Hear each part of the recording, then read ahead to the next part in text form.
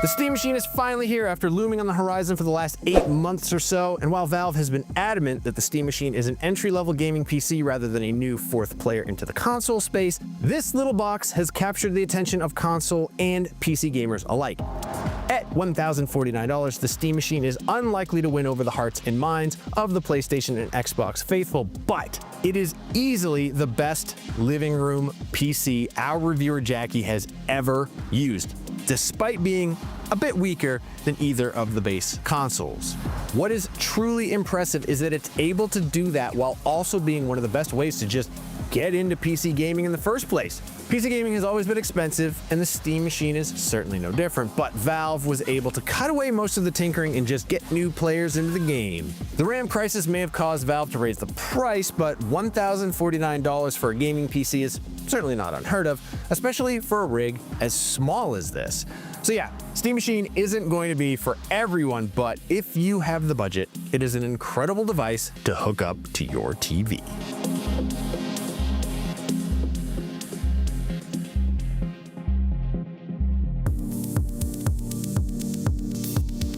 The Steam Machine's price has been a constant topic of conversation ever since it was announced back in November of 2025. Back then, Valve made it very clear that the machine would be priced competitively with a comparable gaming PC, and at that point, I think we all assumed it would land around $800. But gaming PCs and the components they're made of have become much more expensive since then. Thanks to the ongoing RAM crisis fueled by seemingly every company needing to build a hyperscale data center, the 16 gigabytes of RAM in the Steam Machine alone would cost nearly $250 by itself. And with that in mind, it makes it a little easier to understand how Valve landed on a $1,049 price point for the 512 gigabyte version and $1,349 for the 2 terabyte model, even if it makes it a bit harder to recommend. That makes the Steam Machine around $400 to $450 more expensive than the Xbox Series X or the PlayStation 5 to start. That price probably disqualifies Valve's new mini PC in the eyes of many console faithfuls, but it makes a lot more sense for its intended purpose as an entry-level gaming PC. Because as much as that $1,049 price tag is shocking at first glance, Valve is still keeping its word about keeping the price competitive. So, Jackie, in all of her wisdom, took a moment to price out a similarly spec'd gaming PC on PC Part Picker, and it ended up being around $1,050. And that's with a full-sized ATX PC case rather than the Steam Machine's tiny little cube. Look at that little fella. Whether you're just getting into PC gaming and need a low-effort starting point, or if you already have a huge Steam library and you need a mini gaming PC for your living room, the Steam Machine is arguably a pretty good deal. Especially because unlike most gaming PCs, the Steam Machine is ready to play games as soon as it boots up for the first time. And well, time is money. At least that's what my grandpa always used to say. He sold clocks. Right out of the box, the Steam Machine doesn't look like much. It's a little cube, about 6 inches on each side with an RGB light bar across the bottom. And that's one of the main appeals about this little PC. At the beginning of this console generation, the PS5 and the Xbox Series X both had out-of-this-world designs. The PS5 looks like some fancy space-age building in a gentrified neighborhood, while the Xbox Series X looked like a mini fridge with green accents in the vents. Depending on your sensibilities, the Steam Machine is so small and unassuming that it might be the first console that's not a console that actually blends in with the rest of your entertainment center. Everything about the Steam Machine's design seems purpose-built to blend into your living room, down to the cooling. There's only a single fan on this thing located in the rear of the device. Now, it doesn't sound like enough, but most of this cube is just a giant heat sink that takes cold air from the front of the device and passes it directly out of the back. Just take off the magnetic faceplate and peek inside, and you'll see just a block of aluminum fins to that effect. This is such a simple cooling solution in theory, but it immediately solves the overheating problems of anyone that just wants to shove their console on a shelf and forget about it.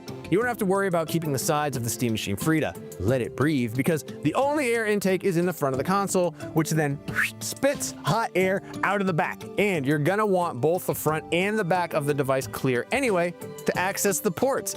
There are 3 ports on the front of the Steam Machine, 2 USB-A ports to connect controllers or other peripherals, and a micro SD card reader. Now, Jackie loved that the card reader is in the front there, because if you already have a Steam Deck, you can just swap the SD card carrying your game library between the two and have immediate access to whatever you are playing.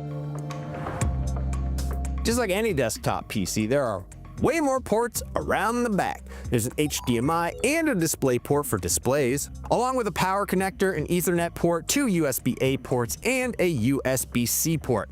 Now that is admittedly less than a lot of full-sized PCs, but with the size of the Steam Machine, it's hard to expect anything more. It's important to note though, the power connector is the same as what's found on other game consoles like the PS5 and the Xbox Series X. That definitely helped a lot when Jackie was testing this, because it just kind of slotted right into her setup. But it also means that the power connector will be super easy to replace, as there are a ton of cheap power connectors you can buy online for this thing. I have like 15 of them laying around behind me. If you don't necessarily want the Steam Machine to blend into the background, the faceplate is swappable. It's attached by magnets on each of the 4 corners, and the machine comes with a plain black one pre-installed.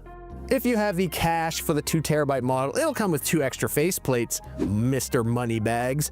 But because the attachment is just so simple, Jackie fully expects there's going to be a little cottage industry that springs up selling 3D printed faceplates with all kinds of wild designs. There's also the RGB light strip at the bottom of the device. By default, this acts as sort of a status indicator, glowing blue when the PC is on and blinking white when it's trying to go to sleep. You can go into the customization menu and either turn the light off entirely or change it to any color or effect you want. So it would be easy to dismiss the Steam Machine as an overpriced console, but it is so much more than that. There's a reason that Valve repeatedly hammered home the idea that this is intended to be a gaming PC. It can do so much more than just play games. Now, it is true, the PS5 and Xbox have a slew of different apps that extend their utility. A lot of these boil down to watching Netflix or something similar.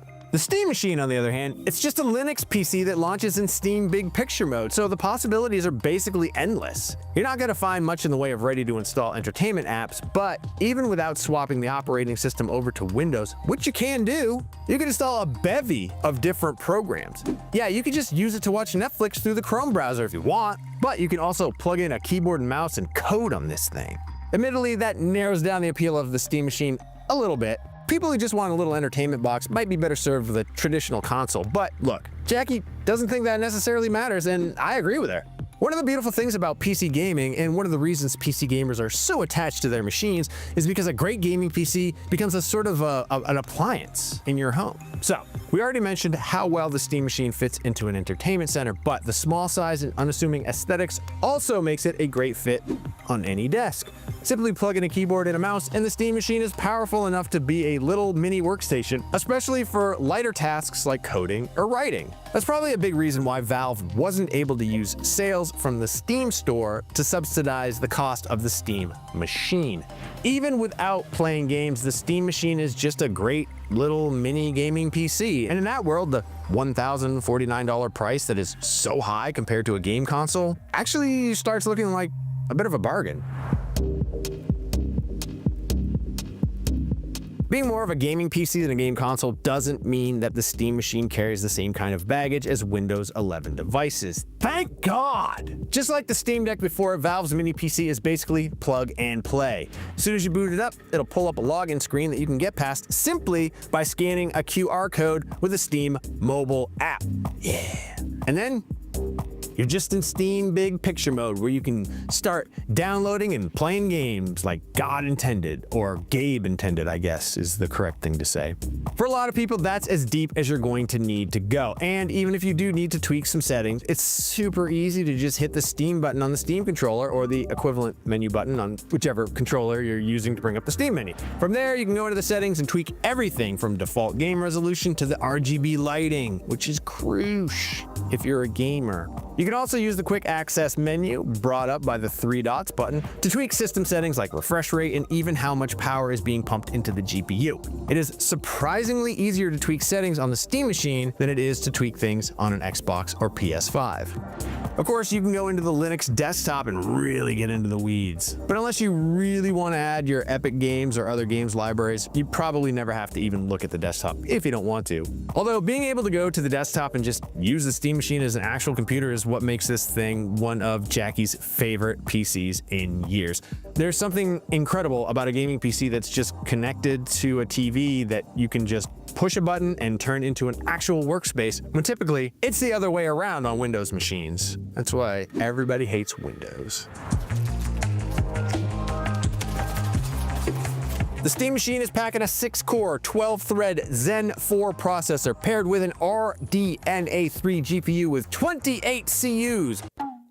The equivalent of a Ryzen 5 7600 and a Radeon RX 7600, respectively. Now that is not exactly a recipe for a high-end gaming PC, but it is more than enough to run most modern games, although you will have to tweak settings to play at 4K. Unfortunately, Valve came out the gate claiming the Steam Machine would be able to play games at 4K 60 with FSR. The Steam Machine absolutely can do that, but not with all the eye candy enabled. And it just so happens that when Jackie's testing a gaming PC, she benchmarks with all of that eye candy enabled. So if Jackie's testing process was limited to just her regular benchmarks, the Steam Machine wouldn't look too great. In Cyberpunk 2077 with Ray Tracing Ultra preset at 4K, and with FSR set to performance, the Steam Machine only managed to get 14 FPS. That is pretty dismal, but once she turned down the ray tracing, that number skyrocketed up to 42 FPS at the same resolution.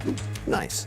Then in Forza Horizon 6, with the Extreme preset without ray tracing, the Steam Machine got a respectable 30 FPS with FSR set to performance. And in Total War Warhammer 3 on the Ultra preset at 4K, the Steam Machine gets 23 FPS. Now, these numbers don't exactly bode well for Valve's 4K 60 frames, at least until you remember that at its core, the Steam Machine is a gaming PC. All it really takes to hit those 4K 60 numbers is to tweak with the settings. Once she turned down those games to their respective medium presets, Forza Horizon 6 was able to get to 57 FPS, and Cyberpunk 2077 was able to get up to 64 FPS. And that is exactly where you want the Steam Machine to be. If you're just connected to a TV in the living room, the same was true across all the games she played in her time with the Steam Machine. Jackie had no problem hitting averages between 50 and 60 FPS in pretty much every game she tried.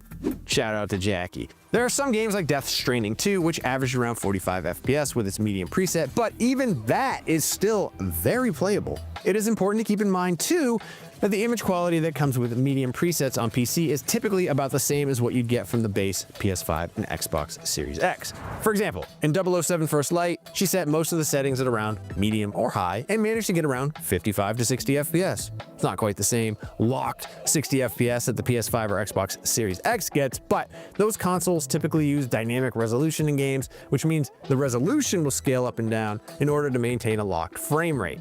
That option will certainly be available in some games on PC, but for the most part, you're gonna have to tweak the games until they run at the frame rate you're comfortable with.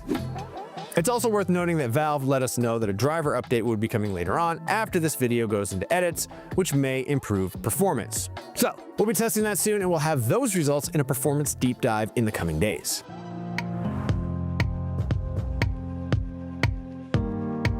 At $1,049 and $1,349 for the 2TB model, the Steam Machine seems like it'd be hard to recommend to most people. And while that's true for console faithfuls, the Steam Machine's price makes it an incredible entry-level gaming PC, especially if all the drivers and settings tweaking has turned you off in the past. At the end of the day, this is a gaming PC that most people are going to be able to just plug into their TVs and get right into the game. And really, that's what the Steam Machine was always meant to be.